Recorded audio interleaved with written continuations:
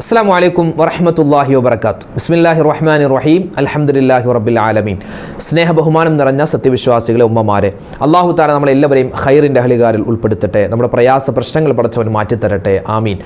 ഇന്നത്തെ ക്ലാസ്സിൽ നമ്മൾ പറയുന്നത് കൊടുങ്ങല്ലൂർ ഒരു ഓപ്പൺ സ്റ്റേജ് പരിപാടിയിൽ പരിശുദ്ധമായ റമളാനിനെ എങ്ങനെയാണ് സ്വീകരിക്കേണ്ടത്, റമളാനിൽ നമ്മൾ എന്തൊക്കെ കാര്യങ്ങളാണ് ശ്രദ്ധിക്കേണ്ടത്, അതായത് റമളാൻ മുന്നൊരുക്കം എന്ന നിലയിൽ ഒരു പ്രസംഗം നടത്തിയിരുന്നു.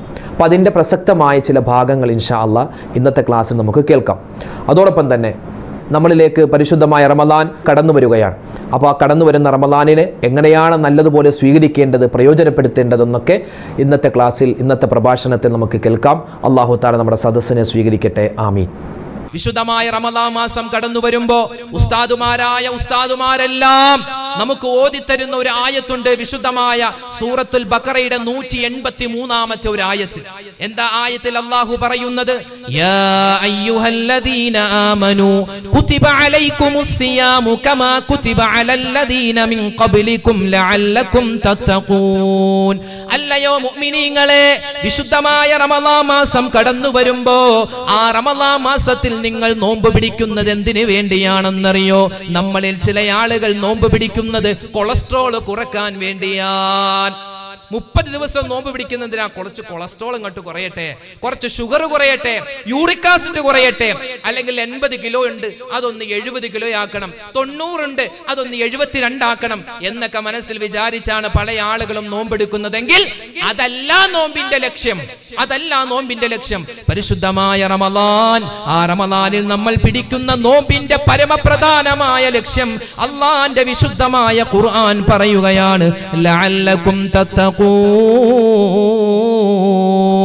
നിങ്ങൾ തഖ്വയുള്ളവരാവാൻ വേണ്ടിയാ, സൂക്ഷ്മതയുള്ളവരാവാൻ വേണ്ടിയാ അല്ലാഹുവിന്റെ റസൂൽ മുത്തുനബി മുഹമ്മദ് മുസ്തഫ സല്ലല്ലാഹു അലൈഹി വസല്ലമ തങ്ങളുടെ അടുക്കലേക്ക് കടന്നു വരികയാണ്. മഹാനായ സഹ്ൽ ബിൻ സഅദ് റളിയല്ലാഹു തആല അൻഹു, സഹ്ൽ ബിൻ സഅദ് റളിയല്ലാഹു തആല അൻഹു കടന്നു വന്നപ്പോ അല്ലാഹുവിന്റെ ഹബീബ് പറയുകയാണ്, സഹലേ ലികുല്ലി ഷൈഇൻ സകാത്ത്, ലോകത്തുള്ള മുഴുവൻ വസ്തുക്കൾക്കും സകാത്ത് കൊടുക്കണം സഹലേ. എന്നിട്ട് നബി തങ്ങൾ പറയുകയാണ്, വസകാത്തുൽ ജസദി അസ്സൗം, മനുഷ്യന്റെ ശരീരത്തിനുള്ള സകാത്താണ് അവൻ പിടിക്കുന്ന നോമ്പെന്നുള്ളത്, അവൻ പിടിക്കുന്ന നോമ്പെന്നുള്ളത്.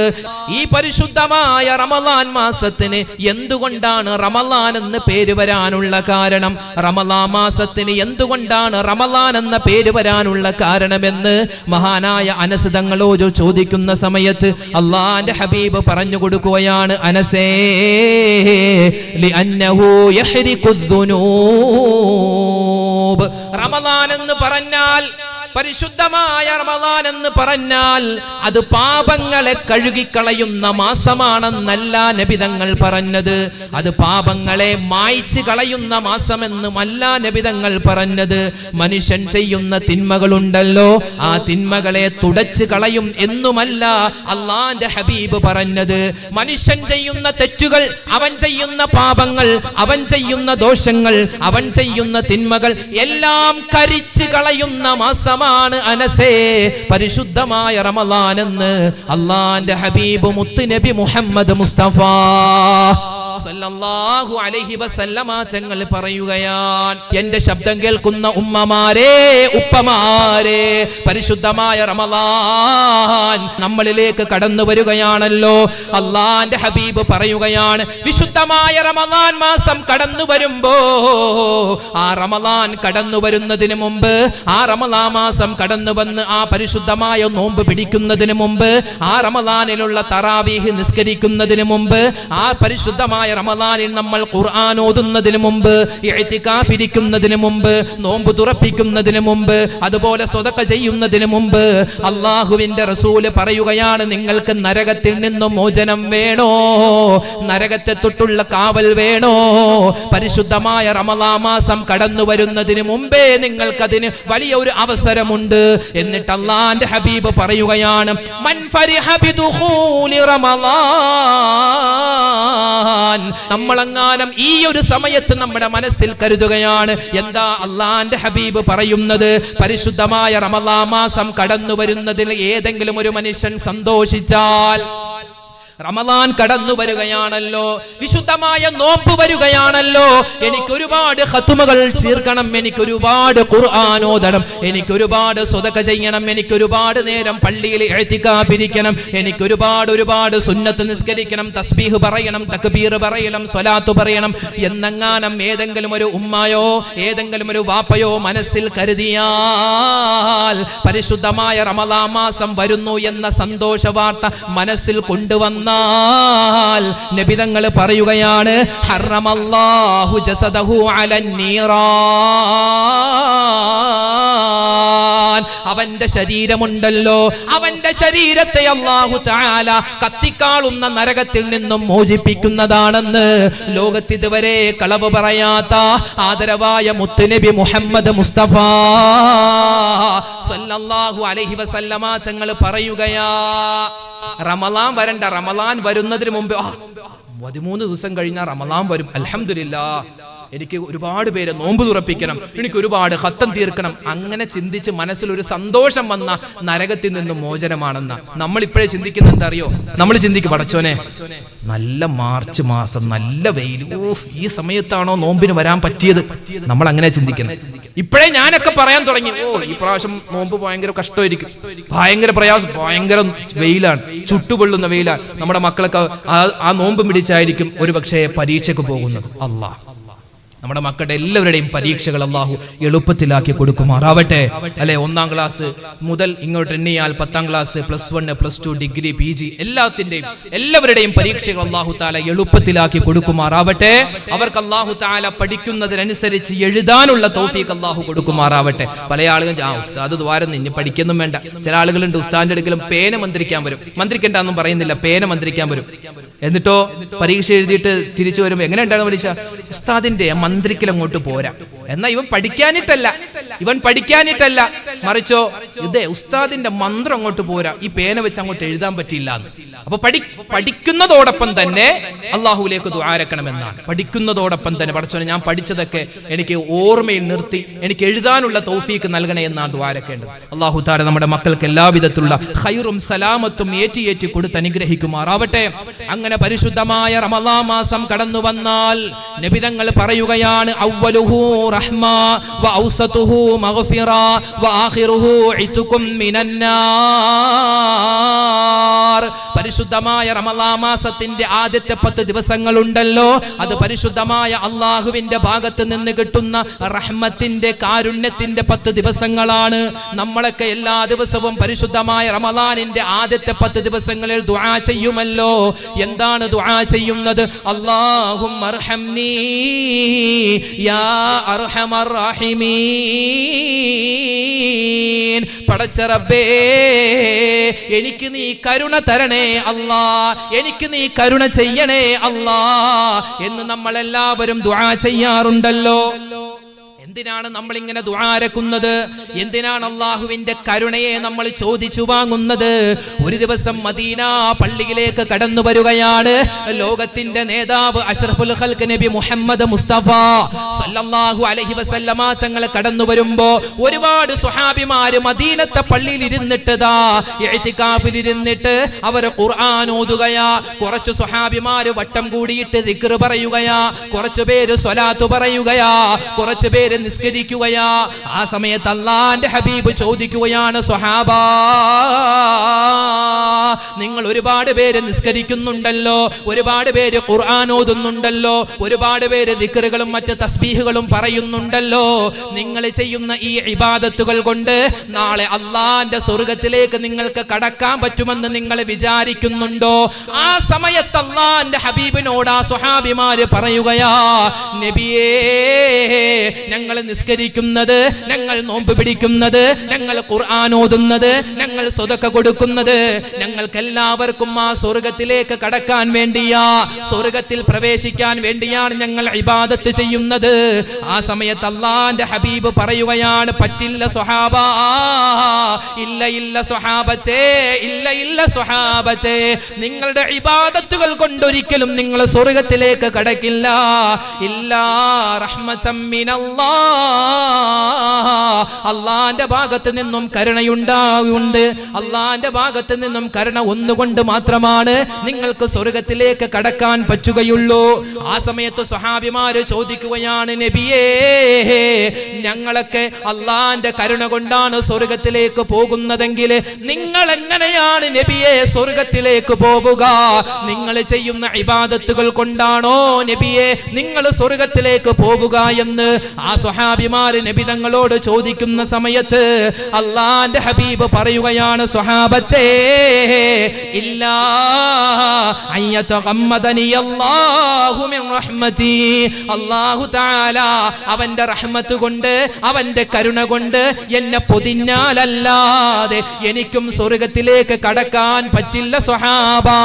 അല്ലാഹുവിന്റെ ഹബീബ് പോലും പറഞ്ഞില്ലേ, എന്റെ ശബ്ദം കേൾക്കുന്ന ഉമ്മമാരെ, ഉപ്പമാരെ, നമ്മളൊക്കെ പരിശുദ്ധമായ റമളാനിൽ അല്ലാഹുവിനോട് ഏറ്റവും കൂടുതൽ ചോദിക്കേണ്ട ദുആയാണ്, ഏറ്റവും കൂടുതൽ ചോദിക്കേണ്ട ദിക്റാണ്, അല്ലാഹുമ്മർഹംനി യാ അർഹമർ റഹീമീൻ. അല്ലാഹുവേ, നിന്റെ കരുണ നീ എനിക്ക് തരണേ അല്ലാ. ഒരു മനുഷ്യന് അല്ലാഹുവിന്റെ കരുണ ഈ ദുനിയാവിലുണ്ടെങ്കിൽ മാത്രമാണ് അവൻ ഈ ദുനിയാവിൽ വിജയിക്കുക. അല്ലാഹുവിന്റെ കരുണയുണ്ടല്ലോ ആ മനുഷ്യന് മരിക്കുന്ന സമയത്ത് ഉണ്ടെങ്കിൽ മാത്രമാണ് അവനിക്ക് മുസ്ലിമായിട്ട് മരിക്കാൻ സാധിക്കുകയുള്ളൂ. അല്ലാഹുവിന്റെ റഹ്മത്ത് ഒന്നുകൊണ്ട് മാത്രമാണ് നാളെ ആരാരും സഹായിക്കാനില്ലാത്ത മഹ്ശറയിലെ അവനിക്ക് സ്വർഗം കിട്ടുകയുള്ളൂ. പരിശുദ്ധമായ റമളാൻ മാസം വരുമ്പോ ആദ്യത്തെ 10 ദിവസങ്ങളിൽ നമ്മൾ പറയേണ്ട ദുആയാണ്, മറന്നു പോവല്ലേ, അല്ലാഹുമ്മർഹംനി യാ അർഹമർ റഹീമീൻ. അത് കഴിഞ്ഞ് നമ്മളിലേക്ക് കടന്നു വരുന്ന രണ്ടാമത്തെ 10 ദിവസങ്ങൾ, ആ രണ്ടാമത്തെ 10 ദിവസങ്ങളിൽ നമ്മൾ പറയുന്ന ദുആ ഏതാണ്? അല്ലാഹുമ്മഗ്ഫിർലി ദുനൂബി യാ റബ്ബൽ ആലമീൻ. പടച്ചവനേ, ജീവിതത്തിൽ അറിഞ്ഞും അറിയാതെയും ചെറുതും വലുതും രഹസ്യവും പരസ്യവുമായി ഒറ്റക്കും കൂട്ടായും ഒരുപാട് തെറ്റുകൾ ചെയ്തവനാ, ഒരുപാട് അബദ്ധങ്ങൾ ചെയ്തവനാ, ഒരുപാട് തിന്മകൾ ചെയ്തവനാ, ഒരുപാട് പാപങ്ങൾ ചെയ്തവനാ. എന്റെ പാപങ്ങളെല്ലാം നീ വിട്ടുപുറത്തു മാപ്പാക്കണേ എന്നാണ് രണ്ടാമത്തെ 10 ദിവസത്തിൽ നമ്മൾ പറയുന്നത്. അതുകൊണ്ട് എന്റെ ഉമ്മമാരെ, ഈ ദുആ നമ്മൾ മറന്നു പോവരുതേ, ഈ ദിക്റും നമ്മൾ മറന്നു പോവരുതേ. അല്ലാഹുവിന്റെ ഹബീബ് പറയുകയാ, ലോകത്ത് മനുഷ്യന്മാർ പലവിധമാണ്, ലോകത്ത് മനുഷ്യന്മാർ പലവിധമാണ്. ആ മനുഷ്യന്മാരിൽ അല്ലാഹുവിനെ ഏറ്റവും കൂടുതൽ ഇഷ്ടമുള്ള മനുഷ്യനാരെന്നറിയോ? ഒന്നാമത്തെ വിഭാഗം എന്ന് പറഞ്ഞാൽ അവർ തെറ്റുകൾ മാത്രം ചെയ്യുന്ന ആളുകളാ. 24 മണിക്കൂറും എന്നല്ല, അവരുടെ ജീവിതത്തിൽ മുഴുവനും സംഭവിക്കുന്നത് അബദ്ധങ്ങളാണ്, തെറ്റുകളാണ്, ദോഷങ്ങളാണ്. രണ്ടാമത്തെ വിഭാഗം ഏതെന്നറിയോ? അവരാരെന്നറിയോ? അവർ ഒരു തെറ്റും ചെയ്യാത്ത ആളുകളാ, ഒരു തെറ്റും ചെയ്യാത്തവരാ, 24 മണിക്കൂറും അല്ലാഹുവിനെ ഇബാദത്ത് ചെയ്യുന്നവരാ. മൂന്നാമത്തെ വിഭാഗം ഏതെന്നറിയോ? അല്ലാഹുവിനെ അവർ ഇബാദത്ത് ചെയ്യുന്നതോടൊപ്പം തന്നെ ജീവിതത്തിന്റെ പല പ്രതിസന്ധി ഘട്ടങ്ങളിലും അവർ തെറ്റുകളിലേക്ക് പോകുന്നവരാ, അബദ്ധങ്ങളിലേക്ക് പോകുന്നവരാ. അവരൊക്കെ തെറ്റ് ചെയ്താലും അവർ അല്ലാഹുവിലേക്ക് ഏറ്റുപറയും, റബ്ബേ, ഇന്ന് ഞാൻ ഇന്ന തെറ്റ് ചെയ്തു പോയി അല്ലാ, ഞാൻ ഇന്നൊരു പാപം ചെയ്തു പോയി അല്ലാ, എന്റെ തെറ്റും എന്റെ പാപവും നീ പൊറുത്തു തരണേ അല്ലാ എന്ന് പറയുന്നവരാണ് മൂന്നാമത്തെ വിഭാഗം. അല്ലാഹുവിന്റെ ഹബീബ് പറയുകയാണ്, ഈ 3 വിഭാഗം ആളുകളിൽ അല്ലാഹുവിന് ഏറ്റവും കൂടുതൽ ഇഷ്ടമുള്ളത് മൂന്നാമത്തെ വിഭാഗം ആളുകളിലേക്കാണ്. കാരണം എന്തെന്നറിയോ? നമ്മളൊക്കെ മനുഷ്യരല്ലേ, തെറ്റുകൾ നമുക്ക് സ്വാഭാവികമായി പലപ്പോഴും സംഭവിച്ചു പോവാറുണ്ടല്ലോ. കണ്ണുകൊണ്ട് കാണുന്നത് പലപ്പോഴും തെറ്റല്ലേ, ചെവി കൊണ്ട് കേൾക്കുന്നതും തെറ്റല്ലേ, നാവുകൊണ്ട് പറയുന്നതും തെറ്റല്ലേ, ഹൃദയം കൊണ്ട് ചിന്തിക്കുന്നതും തെറ്റല്ലേ.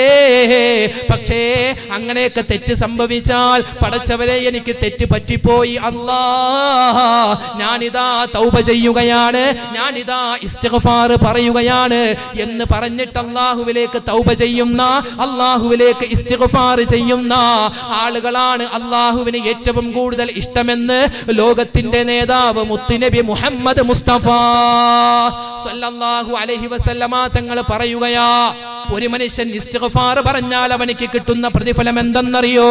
അള്ളാന്റെ ഹബീബ് പറയുകയാ, മൻ അക്തറ മിനൽ ഇസ്തിഗ്ഫാർ, ഏതെങ്കിലും ഒരു പെണ്ണ്, ഏതെങ്കിലും ഒരു ആണ് അവൻ ഇസ്തിഗ്ഫാർ അധികരിപ്പിച്ച, അവൾ ഇസ്തിഗ്ഫാർ അധികരിപ്പിച്ച, അസ്തഗ്ഫിറുല്ലാഹ് എന്ന വാക്ക് പറഞ്ഞാൽ ജഅലഹുല്ലാഹു ലഹു മിൻ കുല്ലി ഹമ്മിൻ ഫറജാ വമിൻ കുല്ലി ദീകിൻ മഖ്റജാ വറസഖഹു മിൻ ഹൈതു ലാ യഹ്തസിബ്. അല്ലാഹുവിന്റെ ഹബീബ് പറയുകയാ, ഒരു മനുഷ്യൻ ഇസ്തിഗ്ഫാർ അധികരിപ്പിച്ച ഒന്നാമതായി അവനിക്ക് കിട്ടുന്ന പ്രതിഫലം എന്തെന്നറിയോ? അവന്റെ പാപങ്ങളുണ്ടല്ലോ, അവന്റെ തെറ്റുകളുണ്ടല്ലോ, അത് അല്ലാഹു പുറത്തു തരുന്നതാണ്. എത്രയോ സഹോദരന്മാരാണ് ദുആരക്കാൻ പറഞ്ഞത്, എത്രയോ സഹോദരിമാരാണ് ദുആരക്കാൻ പറയുന്നത്. ഉസ്താദേ, ഞങ്ങൾക്ക് പ്രായം 25 കഴിഞ്ഞു, 27ആയി, 30ആയി, 35ആയി, ഇതുവരെ കല്യാണം നടക്കുന്നില്ല. പല ആലോചനകളും വരുന്നുണ്ട്, പക്ഷേ ഒന്നും ശരിയാകുന്നില്ല. പണ്ടൊക്കെ പെണ്ണുങ്ങളാണ് പുരനിറഞ്ഞു നിൽക്കുന്നതെങ്കിൽ ഇന്ന് പെണ്ണുങ്ങളെക്കാൾ കൂടുതൽ ആണുങ്ങളാണ്, യുവാക്കളാണ് പുരനിറഞ്ഞു നിൽക്കുന്നത്. കല്യാണമൊന്നും ശരിയാകുന്നില്ല എന്ന് പരാതി പറയുന്ന എത്രയോ ചെറുപ്പക്കാരാ ഉള്ളത്, എത്രയോ പരിഭവം പറയുന്ന സഹോദരിമാരാ ഉള്ളത്. ഞാനൊരു പോംവഴി പറഞ്ഞു തരട്ടെ. നിങ്ങൾ ഇന്നു മുതൽ എല്ലാ ദിവസവും 33 പ്രാവശ്യം ഏതെങ്കിലും ഒരു സമയത്ത്, നിങ്ങൾക്ക് ഇഷ്ടമുള്ള സമയത്ത് അസ്തഗ്ഫിറുല്ലാഹ് എന്നെങ്ങാനും നിങ്ങൾ പറഞ്ഞു കഴിഞ്ഞാൽ ഇൻഷാ അല്ലാഹ് ഒരു മാസത്തിന്റെ ഉള്ളിൽ അല്ലെങ്കിൽ 27 ദിവസത്തിന്റെ ഉള്ളിൽ നിങ്ങൾ മുടങ്ങാതെ അത് പറഞ്ഞു കഴിഞ്ഞാൽ നിങ്ങൾക്ക് തീർച്ചയായും ഖൈറായ ഇണകളെ അല്ലാഹു അടുപ്പിച്ചു തരുന്നതാ. പിന്നെയോ എത്രയോ ഉമ്മമാരാണ്, എത്രയോ ഉപ്പമാരാ പരാതി പറയുന്നത്, ഉസ്താദേ ഞങ്ങളുടെ മക്കളൊന്ന് നന്നാവാൻ ദുആരക്കണേ. പല ഉപ്പമാരും പല സഹോദരന്മാരും പറയുന്നത് മക്കളില്ലാതെ വിഷമിക്കുന്നു എന്നാണ്. മക്കളില്ലാതെ വിഷമിക്കുന്ന ദമ്പതിമാരുണ്ടല്ലോ, ഉള്ള മക്കളെ കൊണ്ട് എടങ്ങേറാകുന്ന ഉപ്പമാരും ഉമ്മമാരുണ്ടല്ലോ. മക്കളില്ലാത്തവരെ മക്കളുണ്ടാവണോ? മക്കളെ കൊണ്ട് ഇടങ്ങേറാകുന്നവരെ ആ മക്കള് സ്വാലിഹീങ്ങളാവണോ? ഒരു കാര്യം മുറുകെ പിടിക്കണേ, അത് മറ്റൊന്നുമല്ല, ഇസ്തിഗ്ഫാറാ. നിങ്ങൾ ഇസ്തിഗ്ഫാർ പറയിൻ. ഒരു ദിവസം 33 പ്രാവശ്യമെങ്കിലും ഒരാൾ ഇസ്തിഗ്ഫാർ പറഞ്ഞാൽ ഒരുപാട് നേട്ടങ്ങളാണ് അല്ലാഹു കൊടുക്കുന്നത്. മാറാ രോഗങ്ങളെ തൊട്ടുള്ള കാവൽ കൊടുക്കുമല്ലോ, ജീവിതത്തിൽ ബറക്കത്തുണ്ടാകുമല്ലോ. അല്ലാഹുവിന്റെ ഹബീബ് പറയുകയാണ്, ആയുസ് ദീർഘിച്ച് കിട്ടണോ, ആയുസ് ദീർഘിച്ച് കിട്ടണോ, അപകട മരണങ്ങളെ തൊട്ടുള്ള കാവൽ വേണോ? നീ വിചാരിക്കാത്ത രൂപത്തിൽ നിനക്ക് പടച്ചവൻ ഭക്ഷണം തരുന്നതാ. ഒരു കാര്യം മാത്രം അധികരിപ്പിച്ചാൽ മതി, അത് പരിശുദ്ധമായ ഇസ്തിഗ്ഫാറാ. വിശുദ്ധമായ റമളാൻ മാസമാണ് കടന്നു വരുന്നത്, അത് ഇസ്തിഗ്ഫാറിന്റെ മാസമല്ലേ? അതുകൊണ്ട് ഇസ്തിഗ്ഫാർ മറന്നു പോവല്ലേ. അല്ലാഹുവേ, ഞങ്ങൾക്ക് എല്ലാവർക്കും ഇസ്തിഗ്ഫാർ അധികരിപ്പിച്ച് വിജയിക്കുന്നവരുടെ കൂട്ടത്തിൽ ഉൾപ്പെടാൻ നീ തൗഫീഖ് നൽകണേ അല്ലാഹ്. മൂന്നാമത്തെ പത്തിൽ നമ്മൾ എന്താ പറയുന്നത്? മൂന്നാമത്തെ പത്തിൽ നമ്മൾ പറയുന്നത് അല്ലാഹുമ്മ ഇന്നക അഫൂൻ തുഹിബ്ബുൽ അഫ്വ ഫഅഫു അന്നി. പല ആളുകൾക്കും ഈ ദുആ ഒന്ന് പറയാൻ കിട്ടൂല. പല ആൾക്കും പറയാം അല്ലാഹുമ്മ ഇന്നക അഫൂൻ തുഹിബ്ബുൽ അഫ്വ, ഇങ്ങനെ അങ്ങോട്ട് ഒരു ഒപ്പിച്ച് പറയല. എല്ലാവരും കൂടെ തീർന്ന് പറയുമ്പോൾ അല്ലാഹുമ്മ ഇന്നക അഫൂൻ തുഹിബ്ബുൽ അഫ്വ അന്നി, അങ്ങനെയല്ല. അത് കൃത്യമായി നമ്മൾ അല്ലാഹുമ്മ ഇന്നക അഫൂൻ തുഹിബ്ബുൽ അഫ്വ ഫഅഫു അന്നി. അതൊന്ന് 2 ദിവസം ഭയങ്കര പ്രശ്നം ഉണ്ടാകും, പിന്നെ അങ്ങോട്ട് എളുപ്പമാണ്. എന്താ അതിന്റെ അർത്ഥം? അല്ലാഹ് പടച്ചോനെ, നീ മാപ്പ് ചെയ്യുന്നവനാണ്, നീ ഈ മാപ്പിനെ ഇഷ്ടപ്പെടുന്നവനാണ്, എനിക്ക് നീ മാപ്പ് തരണേ അല്ലാഹ്. അതാണ് ആ ഒരു ദുആഇന്റെ അർത്ഥം. അഫുവും മഗ്ഫിറത്തും തമ്മിൽ വ്യത്യാസമുണ്ട്. നമ്മൾ രണ്ടാമത്തെ പത്തിൽ ചോദിക്കുന്നത് മഗ്ഫിറത്താൻ, പാപമോചനമാണ്. മൂന്നാമത്തെ പത്തിൽ നമ്മൾ ചോദിക്കുന്നത് എന്താ? മാപ്പിനെയാണ്. എന്താ ഈ മഗ്ഫിറത്തും അഫുവും തമ്മിലുള്ള വ്യത്യാസം? മഗ്ഫിറത്ത് എന്ന് പറഞ്ഞാൽ, ഒരു ഉദാഹരണം പറഞ്ഞാൽ, നമ്മുടെ മകൻ എന്തെങ്കിലും ഒരു കുരുത്തക്കേട് ഒപ്പിച്ചു, എന്തെങ്കിലും ഒരു കുസൃതി ഒപ്പിച്ചു, നമ്മൾ അവനെ വിളിച്ചു, ഇങ്ങോട്ട് വാടാ. അവൻ പേടിച്ച് പറിച്ചിങ്ങനെ വന്നു, എന്തോ ഒപ്പിച്ച്, നീ എന്താ ഇതെന്താണ്? മഗ്ഫിറത്താൻ. നമ്മൾ അവനെ വിളിച്ചു, നമ്മൾ ആ കാര്യം ചോദിച്ചു, നീ എന്തിനത് ചെയ്തു, എന്തിനു നീ അത് ചെയ്തു, എന്തിനു നീ അവിടെ പോയി, എന്ന് നമ്മൾ അവനോട് ചോദിച്ചു. എന്നിട്ട് നമ്മൾ അവനിക്ക് മാപ്പ് കൊടുത്തു. അവനിക്ക് ഇനി മേലെ ചെയ്യരുതെന്ന് പറഞ്ഞിട്ട് അവരെ നമ്മൾ പറഞ്ഞു വിട്ടു. ഇതാണ് മഗ്ഫിറത്ത്. നമ്മൾ അവനോട് ചോദിച്ചു, എന്നിട്ട് നമ്മൾ അവനിക്ക് വിടുതി കൊടുത്തു, അവനെ മാറ്റി നിർത്തി. ഇനി അഫു എന്ന് പറഞ്ഞാൽ നമ്മുടെ മകൻ ഒരു തെറ്റ് ചെയ്തു എന്ന് നമ്മൾ അറിഞ്ഞു, എന്നിട്ട് നമ്മൾ ആ തെറ്റിനെ പറ്റി നമ്മുടെ മകനോട് ചോദിച്ചിട്ടേയില്ല. ഇതാണ് അഫു. എന്നതുപോലെ ദുന്യാവിൽ നമ്മൾ ഒരുപാട് തെറ്റ് ചെയ്യുമ്പോൾ ഈ തെറ്റുകളൊക്കെ ആയിട്ട് ആഖിറത്തിൽ ചെല്ലുമ്പോൾ പടച്ചോൻ നമ്മുടെ തെറ്റ് മൈൻഡ് പോലും ചെയ്യാതെ നമ്മളെ സ്വർഗത്തിലേക്ക് കടത്താനാണ് ഈ ദുആ നമ്മൾ പറയുന്നത്. അതല്ലേ നല്ലത്? നമ്മളോട് നമ്മൾ ചെയ്ത തെറ്റ് അള്ളാഹു ചോദിച്ചിട്ട് സ്വർഗത്തിൽ കടത്തുന്നതാണോ, അതോ തെറ്റിനെ പറ്റി ഒന്നും ചോദിക്കാതെ സ്വർഗത്തിൽ കടത്തുന്നതാണോ നല്ലത്? രണ്ടാമത് പറഞ്ഞതാ. അതുകൊണ്ട് അഫു ആണ് നമ്മൾ ഏറ്റവും കൂടുതൽ ചോദിക്കേണ്ടത്. അഫുവിനെ നമ്മൾ ചോദിക്കണം. അതുപോലെ തന്നെ മൂന്നാമത്തെ പത്തിൽ നമ്മൾ പറയുന്ന മറ്റൊരു ദുആയ എന്താ പറയുന്നത്? അല്ലാഹുമ്മ അഅ്തിഖ്നി മിനന്നാർ വഅദ്ഖിൽനിൽ ജന്നത യാ റബ്ബൽ ആലമീൻ. അല്ലാഹുവേ, പടച്ചവനെ, അതാ കത്തിക്കാളുന്ന നരകത്തിൽ നിന്നും നീ എനിക്ക് മോചനം തരണേ അല്ലാ. നരകത്തിൽ നിന്നും മോചനം തരണേ അല്ലാ. സ്വർഗത്തിലേക്ക് നീ എന്നെ കടത്തണേ അല്ലാ. ഇതാണ് മൂന്നാമത്തെ പത്തിൽ നമ്മൾ ചെയ്യുന്ന ദുആ. അല്ലേ, നരകമെന്ന് പറഞ്ഞാൽ എത്രമാത്രം ഭയാനകരമാണ്. നരകത്തെപ്പറ്റി ഈ സമയത്ത് ഞാൻ കൂടുതൽ വിശദീകരിച്ച് പറയുന്നില്ല. സമയം ഒരുപാടായില്ലേ? സമയം ഒരുപാടെടുത്താലും ആ വിഷയം പറഞ്ഞു തീരില്ല. ഒരൊറ്റ ഹദീസ് മാത്രം പറയുകയാ. അല്ലാഹുവിന്റെ റസൂൽ മുത്തുനബി മുഹമ്മദ് മുസ്തഫ സല്ലല്ലാഹു അലൈഹി വസല്ലമ തങ്ങൾ പറയുകയാ, സ്വഹാബിമാരോട് ഓതിക്കൊടുക്കുകയാണ് വിശുദ്ധമായ ഖുർആനിലെ ഒരു ആയത്ത്. വിശുദ്ധമായ ഖുർആനിലെ ഒരു ആയത്ത് നബി തങ്ങൾ ഓതിക്കൊടുക്കുകയാ. ഏതാണ് ആ ആയത്ത് എന്നറിയോ? യാ അയ്യുഹല്ലദീന ആമനൂ ഖൂ അൻഫുസകും വഅഹ്ലീകും നാറാ വഖൂദുഹാ അന്നാസു വൽ ഹിജാറാ. സ്വഹാബാ, അല്ലാഹു സുബ്ഹാനഹു വ തആല ഖുർആനിലൂടെ പറയുകയാ, നരകത്തിൽ അല്ലാഹു തആല കത്തിക്കുന്നത് മനുഷ്യരെയും അതുപോലെ കല്ലുകളെയുമാണ്. നരകത്തിൽ കത്തിക്കുന്നത് മനുഷ്യരെയും കല്ലുകളെയുമാണ്. വേറെ ഒരു വസ്തുവിനെയും പറഞ്ഞില്ല. ജിന്നുകളെ കത്തിക്കുന്നു പറഞ്ഞില്ല. ഇവിടുത്തെ പശു, ആട്, എരുമ, പോത്ത് ഒന്നിനെയും പറഞ്ഞില്ല. മനുഷ്യനെ കത്തിക്കും, കല്ലിനെ കത്തിക്കും. എന്താ ഈ കല്ലിന്റെ പ്രത്യേകത? ഒരു കരിങ്കല്ല്, നമ്മുടെ നാട്ടിൽ കിട്ടുന്ന കരിങ്കല്ലില്ലേ, ആ കരിങ്കല്ല് കത്തി കത്തി കത്തി അത് കത്തിച്ചാരമാവണമെങ്കിൽ ഈ ദുന്യാവിലെ തീ പോരാ. ദുന്യാവിലെ തീ പോരാ. ഇന്ന് ശാസ്ത്രം പറയുന്നു 1,00,000 ഡിഗ്രി സെൽഷ്യസ് ചൂടുണ്ടെങ്കിൽ മാത്രമേ ഒരു കരിങ്കല്ല് കത്തിയിട്ട് അത് ചാരമാകൂ. അപ്പൊ നരകത്തിന്റെ ചൂട് ഓർക്കാവുന്നതേ ഉള്ളൂ. അങ്ങനെ കല്ലുകൾ കത്തിച്ചാരമാകുന്ന ആ വലിയ തീയുള്ള ചൂടുള്ള ആ നരകത്തിലേക്കാണ് പാവപ്പെട്ട ഒന്നൊടിച്ചാൽ ഒടിയുന്ന എല്ലുള്ള എന്നെ നിങ്ങളെയൊക്കെ പടച്ചോൻ കാക്കുമാറാവട്ടെ മനുഷ്യരെ അല്ലാഹു തആല നരകത്തിലേക്ക് ഇടുന്നത്. അതുകൊണ്ട് എപ്പോഴും ദുആരക്കണം, അല്ലാഹുവേ പടച്ചോനെ, നരകം കണ്ണുകൊണ്ട് പോലും കാണുന്ന അവസ്ഥ നീ വരുത്തല്ലേ അല്ലാ എന്ന് നമ്മൾ ദുആരക്കണം. അല്ലാഹു തൗഫീഖ് നൽകട്ടെ, അല്ലാഹു തൗഫീഖ് നൽകട്ടെ. ഇൻഷാ അല്ലാഹ് നമ്മുടെ വിഷയം നമ്മൾ അവസാനത്തിലേക്ക് കൊണ്ടുവരികയാണ്. എന്നിട്ടോ നമ്മൾ വീണ്ടും ചോദിക്കുന്നു. എന്താ ചോദിക്കുന്നത്? അല്ലാഹുവേ, എനിക്ക് നീ സ്വർഗം തരണേ അല്ലാ, എനിക്ക് നീ സ്വർഗം തരണേ അല്ലാ. നബി തങ്ങൾ പറയുകയാ, ഹിയ ജന്നത്തുൻ താബത് വതാബ നഈമുഹാ വനഈമുഹാ ബാകിം വലൈസ ബിഫാനി. സ്വർഗത്തിൽ എന്ന് പറഞ്ഞാൽ അനുഗ്രഹങ്ങൾ ധാരാളമാണ്. സ്വർഗത്തിന്റെ വിശേഷണങ്ങൾ പറഞ്ഞാൽ തീരില്ല. സ്വർഗത്തിൽ എത്രമാത്രം വിശദീകരണങ്ങളാണ് െന്നറിയോ, എത്രമാത്രം സുഖരസങ്ങളാണെന്നറിയോ. പടച്ചവനെ, തെറ്റുകൾ ചെയ്യുന്ന, പാപങ്ങൾ ചെയ്യുന്ന ഞങ്ങളെ നീ അല്ലാഹുവേ ആ പാപങ്ങൾ പുറത്തു നൽകിയിട്ട് ആ സ്വർഗത്തിലേക്ക് ഞങ്ങളെ നീ പ്രവേശിപ്പിക്കണേ അല്ലാ. അൽഹംദുലില്ലാ, ഇന്നത്തെ ക്ലാസ്സിൽ പരിശുദ്ധമായ റമദാനിനെ എങ്ങനെയാണ് സ്വീകരിക്കേണ്ടത്, റമദാനിൽ എന്തൊക്കെ കാര്യങ്ങളാണ് ശ്രദ്ധിക്കേണ്ടത് എന്നൊക്കെ നമ്മൾ പറഞ്ഞു. ഇതെല്ലാം നമ്മുടെ ജീവിതത്തിൽ അമൽ ചെയ്യാനുള്ള തൗഫീഖ് നമുക്ക് നൽകി അനുഗ്രഹിക്കുമാറാവട്ടെ.